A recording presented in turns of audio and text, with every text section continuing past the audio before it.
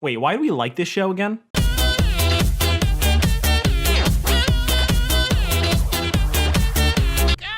damn! Thanks, noob. This guy gets it. Welcome to the new Carmen Sandiego, the latest Netflix masterpiece you're not watching because The Office isn't going to rewatch itself. To sell you on Carmen Sandiego, it's pretty much Kim Possible for the next generation. If you liked Kim, you'll love Carmen. But enough preamble, let's summarize. Episode 1, Becoming Carmen Sandiego. The As You Know episode. The female-led action show begins exactly as the network wants, with a pasty middle-aged Frenchman named Chase Deveneaux. Checks Lemino. God damn it, Roger. Also, we have fan art galore Julia, who, well... he's an incompetent ass, she's adorable, and overqualified. They're both cops, and only here so the show can pretend to care about the original, where Carmen was a criminal. Never watched it, so I could care less. They spot the lady in red, and we cut to our grand entrance for Carmen. Sandiego.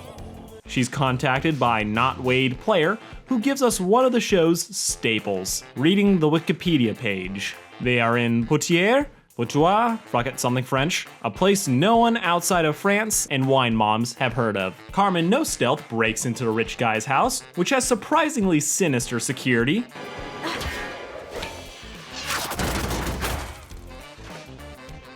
Well, this just became worth a whole lot less. Finding a secret vault stuffed with artifacts fit for a villain's lair, or the British Royal Museum. Now these national treasures are ignored because she wants to steal back her own swag. Inspector Clouseau breaks an antique door and Chase tries to chase down the parkour thief. This is why cops should stick to donuts.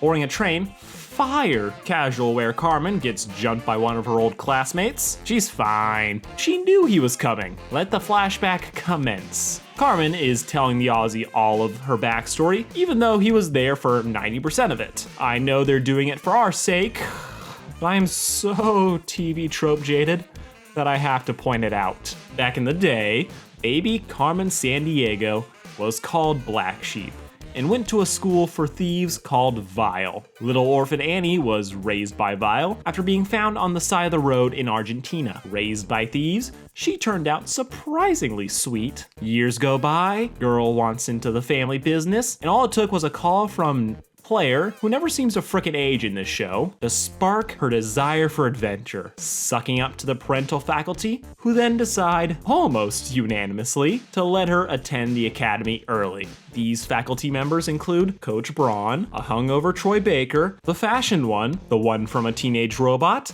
and Professor Snape. Now, in the thief school, she meets all of her future enemies, the bitch tigress, top and bottom, yes, they're fucking, just why? And the older brother. It's all fun and games till Carmen fails a pickpocket check and can't graduate. She thinks Snape cheated, which he did, so she sneaks aboard a plane, and we're off to the next episode. Also, the mime is a snitch.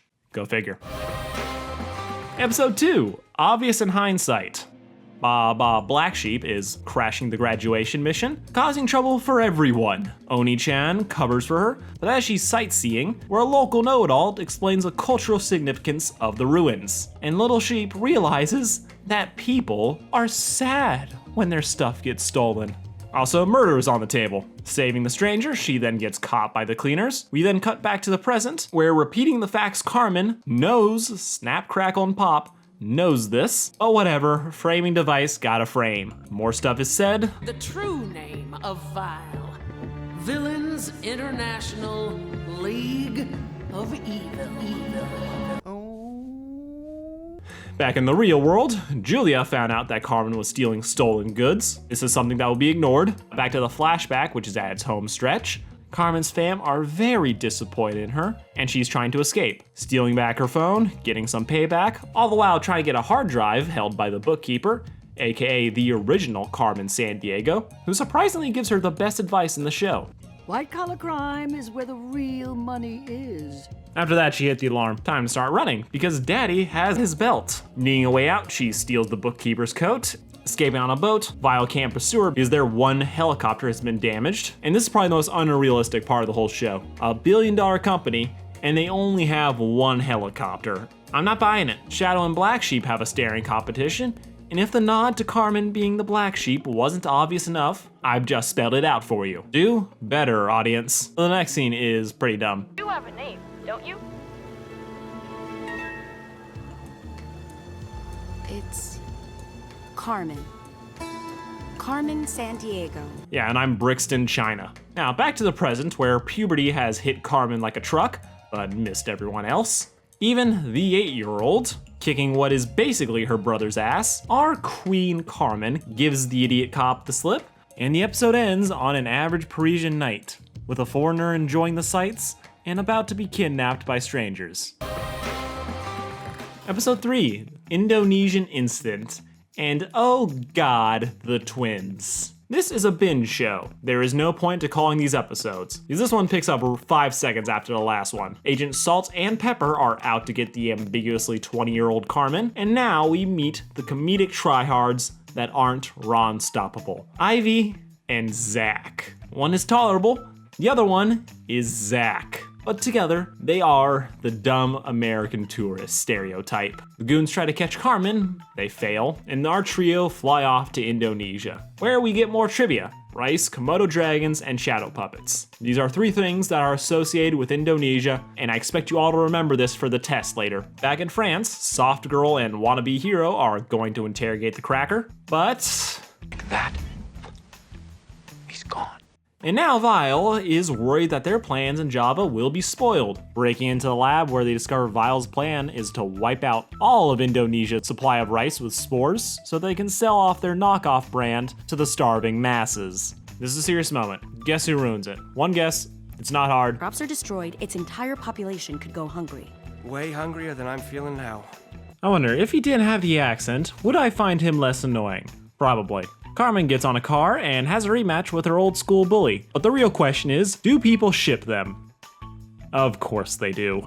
The catfight continues till it doesn't. The baddies got away, but they now know that Vile wants to release their bioweapon through fireworks at the Shadow Puppet Festival. They are really committing to making these little factoids plot relevant, which I appreciate. So they're going undercover in Indonesia, and they do it in the way that no one would suspect. A woman wearing a trench coat, and white people on stilts. Yet they still manage to be more subtle than the leather catsuit Tigress is wearing. The second of many fights happens, with the locals resisting the urge to throw money at them. The cat ruins everything by lighting the fireworks, but the sidekicks just move the fireworks, proving that low-effort answers are usually the best. The team enjoys the rest of their vacation, while the Scooby-Doo villains mind-wipe the electrician. Episode 4, Carmen versus the gays in Ecuador. The Frenchman gets jumped in the garage, much rejoicing all around, even under the sea where Carmen is looting a sunken treasure ship with a historically valuable coin, while the tween gives her directions working remotely from home. But up top, the twins are surveying some other sketchy boat in the ocean. Back in the ship, the destroyer of archaeological wonders Carmen has found the gold doubloon, only to get shown up by the smallest bottom El Topo, who is trying to rise to the occasion and not be comedic relief. But...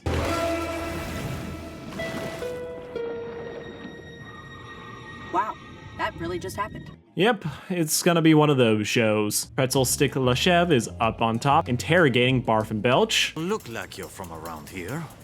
Well, Boston Harbor was getting really crowded, you see. A useless endeavor. The fish gets caught by a fisherman, because why not? Short Stack nearly dies, and his husband has to rush in to save him, with just a little push. Back on the shore, and one costume change later, the team is getting grilled by a random archaeologist that happened to hear them talk about the treasure. We get more historical context for how important this coin is. Think the holy grail of Ecuadorian coins. And just in case you're developing a soft spot for Vile and its himbo villains, here's why Maelstrom wants the coin. I intend to melt that doubloon into a pair of solid gold cufflinks. Melt? But it is worth They will be the first on the island. Countess Cleo will be so envious. That is evil. Okay, stakes are set, they're in the city, Carmen is passing out, air pressure is a bitch. Hallucination brings out mommy issues, but that same scientist is here to conserve on character designs, trying to avoid any more embarrassment after calling her mommy. Also, without her, the twins have to handle things, and Send that one over there. The one they just wheeled through those doors? buying the fish is now the optimal route. Shouldn't even cost too much. I hear 150. $150,000! Top-heavy Topo bails him out of paying by stealing the fish. Cue another fight with a gold coin getting knocked out of the fish. So the friends head out thinking they have the coin. The coin is given to the scientist, and Carmen and crew call it a day. Also, there's a B-plot about the French connection getting kidnapped by the secret police, who think he's super spy material because he got lucky once, completely ignoring Julia, which is not okay. But the boss seems cool, and this will do great things later. Episode 5, the Zack Spotlight. Devino thinks he's an action star, Carmen can pull off a blonde wig, and Zack has to pretend to be fancy at an evil dinner party, which is hosted by Countess Cleo, who is everything. Moving on. Episode 6, Adventures in the Outback. And that romance begins. This one takes place in Australia, a country single-handedly responsible for keeping the hostel business open and koala chlamydia. Over in the only building you recognize, Carmen is caught by a mind-wiped Graham, and he's flirting. Statement aside, mate, you'd be hard to forget. We'll come back to this. Spotting the twink in the Raptors, she has to fight Mr. Parkour for the sonic gun. It's a fun little fight. The sound gun doesn't seem to do anything, except it turns out it does release subliminal messages. But who cares? More shipping fuel for Topo. And did you happen to see my dear boy? El Topo? He is tunneling according to plan. Not your dear boy. Hey! It's canon! And speaking of ships, Carmen goes to check up on the Aussie, who was kind of like her older brother type thing, who then asks her out on a date. No, it's fine, it doesn't bother me, it bothers me a lot. Okay, so he mentions he can't remember the last year. So, wait, the last year?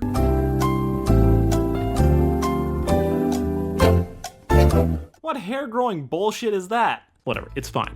They head back into the outback and drive by Uluru, a native holy ground, which I only know about because it was in a Scooby-Doo movie. Violet is trying to cause a PR disaster and is doing it with rockets. Getting to the lab, Dr. Sandiego looks amazing, those two less so, and I question the logic of bringing pasty redheads into one of the hottest, brightest locations on the planet. Sneaking in, the twins harass a woman at work in a fun way, while recently brainwashed Carmen gets triggered by small Topo. This also happens to that Karen from Kipo. Missile is about to be launched, and it's up to the twins to save the day.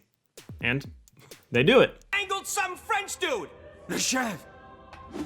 Aw, he does care. Ivy gets caught in a fight with the goat, who ditches her to go take a ride with his boyfriend. Not brainwash Carmen pulls the plug on the launch. Why they have that on the side of a ship is anyone's guess. And after years of watching CinemaSins, I'm ruined enough to always ask that question. Finally, am I really into this? Carmen decides not to meet up with Graham, and I'm really happy about that.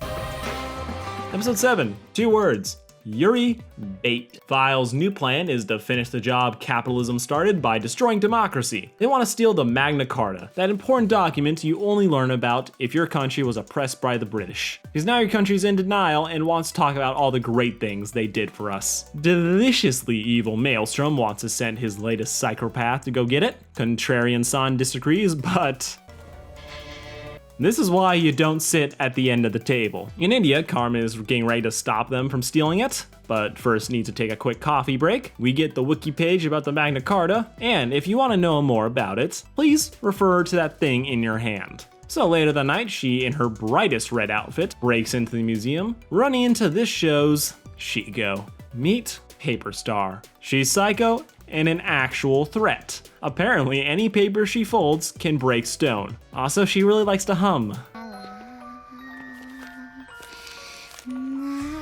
This is held eye contact at an EDM concert. Level of uncomfortable. Would shank you for Cocoa Puff's Paper Star steals the Magna Carta, leaving Carmen under wraps. Next day, the idiot and Julia are discussing the case. She's got figured out he's doing his obnoxious best. Hologram Amanda Waller checks in with her team and finally starts to realize, maybe this guy sucks, and the girl's the talent. Elsewhere, Carmen mourns the loss of her hat, which tracking the sale of all those hats might be the easiest way to find Carmen Sandiego. At a Vile drop-off, Paper Go-Go decides she won't hand over the goods. Protocol exists to protect Vile should an operative get caught. You look like an operative who would get caught. I mean, she's not wrong, but damn, did she have to do my boy in like that? Facial ID technology finds Paper Star for Carmen, the first time that technology has ever been used for good. Boarding a train, the game of cat and mouse gets interrupted by an ass. He's trying to do his thing, but she leaves him for better company. I know what you're thinking. Chorus, are these two a ship? Yes. Yes, they are. Leaving one ship for another, we get to what I think is supposed to be a fight. Fly moves on to the top of the train, where after many close calls, Best Girl wins, handing off the document to the third Best Girl. Unfortunately, Paper Shuriken nabbed the card Carmen nabbed from cuffs, and the misunderstandings are about to get hilarious. Episode 8, more Yuri bait. Nightmares about high school are still haunting Carmen, who decides to take the night off and waste a lot of money at a charity auction. But the dress, it is everything. The Frenchman is also here and useless. The snitch Mime is back in the story, and he is somehow one of the more effective operatives. Vile decides that a mime might not be the best equipped agent to fight the hero, so suddenly cares about anything Shadow Sun, suggests that they send Holy Spies reject Tigress. The mime hides a stamp in a cat, which he then hides in a cat shop, except he didn't, he kept it on him. Well played, sir. The mime is the smart one of the group. Fuck, that's a low bar. Cat fight in a cat shop happens, and as we've already established, it's all for nothing. Julia points out how suspicious the mime is and brings him in for questioning. They cut him loose, and Mime Bomb meets Tigress. And just give me 1 second here. Thought so. Acme, not the Looney Tunes company, but the spy agency is on the mime's trail. But what they don't know is that in the idiot's jacket is a stamp placed by the mime, who again is MVP. Tigress gets the stamp, and another chase begins. Because this is San Francisco, and we gotta get this story to the Golden Gate Bridge. Standoff begins where Carmen proves she's the better pickpocket, and Tigress has to head home, tail between her legs. The bosses are not happy with all the L's they've been taking, but thanks to the card, now know where they can get that next win. Episode 9, the Professor Snape reveal. So Devino is getting chewed out while Julia is getting praised, though not for the things she actually deserves. The cop is pissed, and to his credit, he knows he's being an asshole. You're only good for wrecking cars and bullying your partner. Miss Argent is only trying to do her job. She cannot help it if she is misguided. Though she may wind up running Acme someday. I should be nice and bring her Napoleons from the patisserie tomorrow. Congrats, man, you're self-aware. That makes it even worse. He gets captured by Snape, and Coach Yeehaw. Carmen's beach episode gets interrupted to rescue the buffoon, who is getting tortured for information. Vile thinks he's working with Carmen, making all of this a hilarious misunderstanding. The two run off to chase her through the rooftops, except not her. Coach Brun has to then fight her little lambkins, and damn. I take back all the stuff I said about the accent. So Mama Bear tries to crush Carmen to death, but called it. Now, big reveal time. Turns out Shadow-san is a good guy. He hates being a villain, and all of his negative reinforcement has been to scare her away from being a thief. He's the one who found her as a baby, and yes, the coat was empty. Evidently, he's also the one who damaged the helicopter back in her first escape. He hands her a flash drive filled with all sorts of vile schemes that she can stop next season. He's sending one person to fight an evil organization is way better than revealing it to the world. The Superfeds are now really convinced that Carmen is a villain, so the status quo continues, with plenty of more adventures to be had.